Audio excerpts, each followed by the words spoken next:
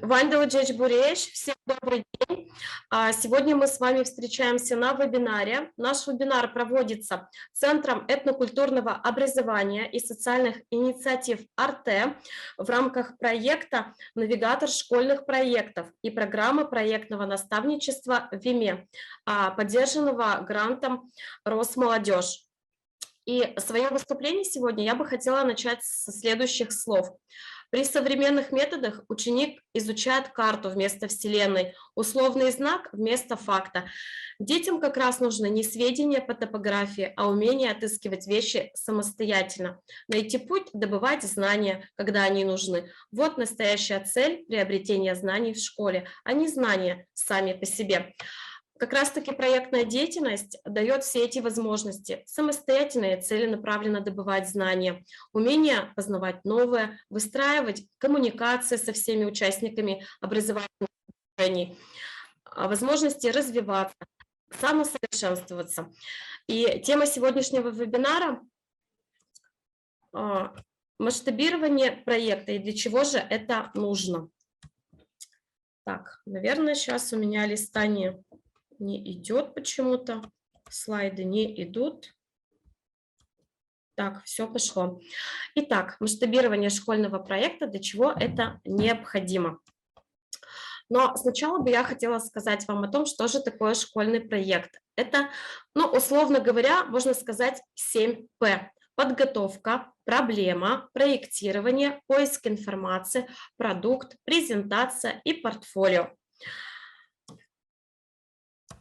Далее, а что же такое масштабирование? Существует множество терминов, пояснений этому слову. Я выбрала несколько вариантов для вас. По англо-русскому словарю Суменко масштабирование – это изменение масштаба. По словарю русских синонимов – это выбор масштаба. В Википедии указано, что это увеличение. И в большой психологической энциклопедии говорится, что масштабирование – это организация и дробление некоторого опыта на большие либо меньшие блоки. А что же такое масштаб проекта? Перейдем к этому. Это содержание проекта самого, границы проекта, своеобразное трехмерное развитие. А какие же виды вообще проектов по масштабу существуют? Это мини-проекты, которые могут быть индивидуальными, локальные, местного назначения, проекты мезоуровня, отрасли, региона, страны, они могут быть на уровне, проекты макроуровня, на уровне страны. И бывают мегапроекты, они вообще на уровне континента и Земли реализуются и масштабируются. Дальше. А что же такое масштабирование в проекте? Это когда мы начинаем проект внутри класса, то есть он у нас развивается внутри класса, он в классе, на уровне класса. Дальше из классной среды и из среды класса он может перейти в среду школы уже, за пределы класса. Из школьной среды может перейти в район, из района в город, а из города в республику и так далее. Дальше межрегион, Россия, а может быть и на уровень страны. И вот здесь вот, коллеги, у меня два таких вопроса. Вот после уровня страны, куда еще может продвинуться проект? Какие у вас есть мысли? Можете включить сейчас микрофоны. Коллеги, слышите, меня?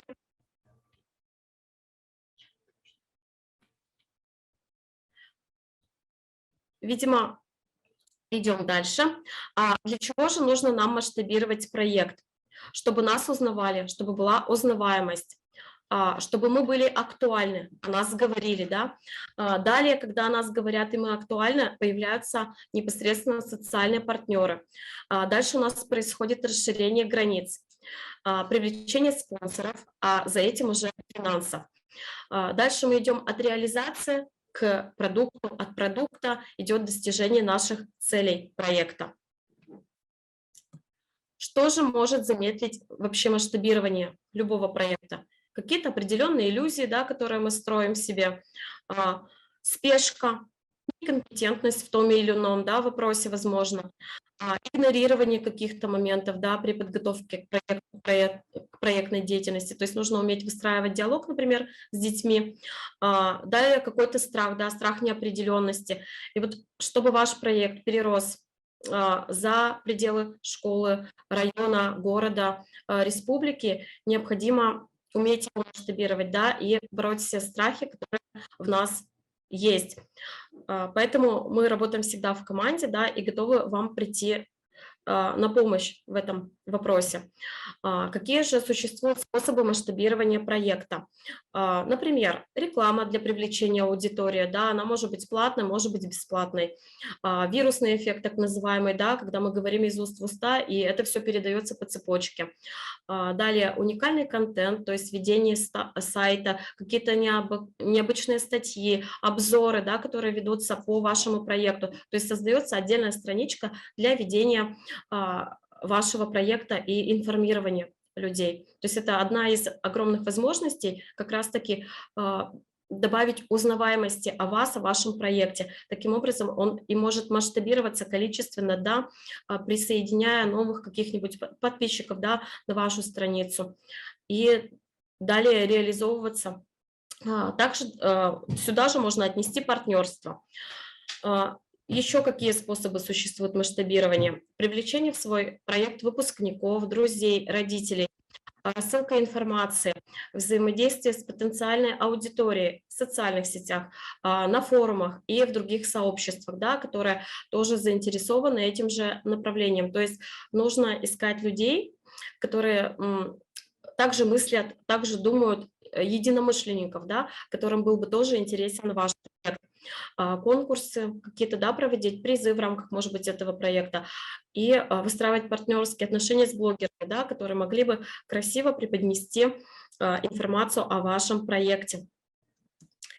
Далее такой момент, где хотелось бы сейчас, чтобы включили все звук микрофона. Возможно ли такое?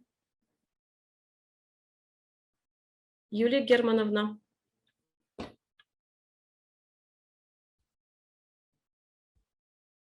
Да. Включили микрофоны сейчас, да, ведь получается у всех, по-моему, да, включиться или нет? Не могу сказать за остальных. Ага, ну вот, по-моему, да. Вот сейчас вы видите слайд, да, на этом слайде. Обратите внимание на этот слайд, что вы на нем видите? Точку. Точку. Да, кто-то видит точку, да? Еще что видите? Пятно. Белый лист. Так. Кто что увидел? Кто-то увидел белый лист. Что? Точку. Точку. Угу. Еще какие версии? Моя точка. Коллеги, подключайтесь. Точка. Точку, да, видите? А теперь давайте очень внимательно посмотрим, кроме точки, что мы тут можем... Кроме точки, что можем мы тут еще увидеть? Большой белый лист, да, ведь кто-то даже проговорил. А теперь какой же вывод можно сделать вот из этого слайда? Вот смотрите, получается, когда мы говорим о проекте, он может быть в нашей жизни, когда мы его реализуем, только, ну, такой маленькой отправной точкой в начале, да, но потом эта точка может превратиться во что? В большой белый лист, то есть наш проект может расширить свои границы, так ведь? И от того, как мы смотрим и что мы видим, очень многое зависит, поэтому важно замечать то светлое, большое, да, которое скрывается за тем маленьким и таким темным, да, но получилось так, что некоторые увидели точку. Поэтому важно, коллеги, видеть светлое, белое, чистое, да, вокруг и большое, и целенаправленно идти к этому большому, масштабно, да, мыслить. Есть еще кто хочет что-то добавить по этому слайду? Тогда идем дальше. И вообще в завершении мне бы хотелось сказать, что вообще все в наших руках, да, я зачитаю сейчас притчу. Все в твоих руках. Когда-то давно в одном городе жил великий мудрец. Слава о его мудрости разнеслась далеко вокруг его родного города. Люди издалека приходили к нему за советом. Но был в городе человек, завидующий его славе. Пришел он как-то на луг, поймал бабочку, посадил ее между сомкнутых ладоней и подумал: пойду-ка я к мудрецу и спрошу у него: скажи, мудрейший, какая бабочка у меня в руках, живая или мертвая? Если он скажет мертвая, я открою ладони, бабочка улетит. Если он скажет живая, я сомкну ладони, и бабочка умрет. Вот тогда все поймут, кто из нас умнее. Так все и получилось. Завистник пришел в город и спросил у мудреца: скажи, мудрейший, какая бабочка у меня в руках, живая или мертвая? Пристально глядя в глаза, мудрец сказал: все в твоих руках. Поэтому, коллеги, я бы также бы и завершила этой фразой, да, свое выступление, что вот все в наших руках. Как будет развиваться проект, взлетит ли он дальше, да, за пределы школы, и масштабируется ли он у вас, да, это все зависит только от вас. Вот.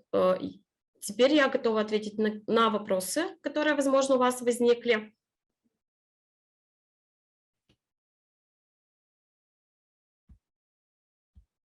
Коллеги, есть ли у кого-то какие-то ко мне вопросы?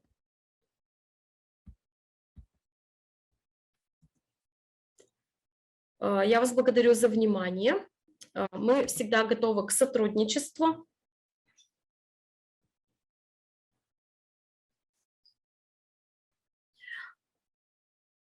Давайте перейдем к вопросам, коллеги. То есть вот смотрите, та притча, которую я вам сейчас зачитала, да, о чем она говорит? О том, что наш проект вообще может реализовываться, да, за пределы наших возможностей, да, главное нацелиться на это. Это зависит от того, как мы настроимся, да, какую команду мы подберем, насколько слаженно мы будем работать в этой команде. Но сразу нужно видеть, какова же ваша цель. Либо это внутришкольный проект, да, то есть мы говорим только о школьном проекте, и мы работаем только на школу. Если мы хотим расширить его границы, естественно, мы можем уже привлекать других людей, да, в эту деятельность, как я в начале слайдов вам варианты предложила, как его можно масштабировать. И, соответственно, зависит от вашей цели. Хотим масштабировать проект, значит, мы будем работать, да, над этим. Как работать? Вот шаги и пути я проговорила вам. Если у кого-то есть вопросы, я готова на эти вопросы ваши ответить. Ольга Юрьевна, у меня есть такой вопрос по вашему опыту, да, как вот вы думаете, вот как понять, что школьный проект уже готов к масштабированию? То есть есть ли вот это какая-то отправная точка, что вот мы уже готовы, и вот прямо что нам надо делать? Когда, если есть такое понимание, что мы готовы масштабировать, расширять свои границы, да, и что вот в этом случае надо делать? И как понять? Вот смотрите, получается, школьный проект написан, так ведь он внутри школы, возможно, живет, даже реализуется. Дальше, чтобы его масштабировать, нужно искать возможности партнеров, да, которые готовы подключиться в помощи для масштабирования проекта. Например, этот же самый проект представить на грант. Это уже, да, придает масштаб проекту. То есть написать заявку, например, да, подготовить заявку данного проекта на грант. Это уже, ну, одна из точек, скажем так, отправных, да, которая дает возможность его начать масштабировать. Вот. Гранты тоже ведь бывают разных уровней, республики, там, межрегиона, России, но надо четко понимать человеку, который пишет, да, этот проект, насколько он актуален на сегодня, да, понимать вообще актуальное направление сегодняшнего дня. И, возможно, сначала проанализировать ситуацию вообще, которая вокруг происходит, да, и уже браться именно за то направление, которое сегодня актуально, потому что актуальное направление, ну, скажем так, легче тиражировать и масштабировать. Но сначала для себя надо понять, готов ли я, вот, с психологической точки зрения посмотреть на это. Если мы психологически готовы к масштабированию проекта, уже можем подключать, ну, команды, да, за пределами школы, которые тоже заинтересованы. То есть в том же самом вопросе, в той же самой теме, которая отводится именно в проекте, тема. Вот. Дальше готовить заявки на гранты, например, да, как один из вариантов. Спасибо. И еще один вопрос у меня есть. Так? Например, какие могут быть вообще формы масштабирования? То есть, наверное, вот сами участники, они могут быть некой такой формой масштабирования, ну, например, Конечно. количество, да, участников, Да-да-да. Вот, да-да-да. или, может быть, еще какая-то форма есть? Мгм. Форма Территориальная, она может быть Мгм. вот в рамках масштабирования? Конечно. Вот, например, берем, да, вот школа. Школа сама написала проект. Дальше, как его можно масштабировать?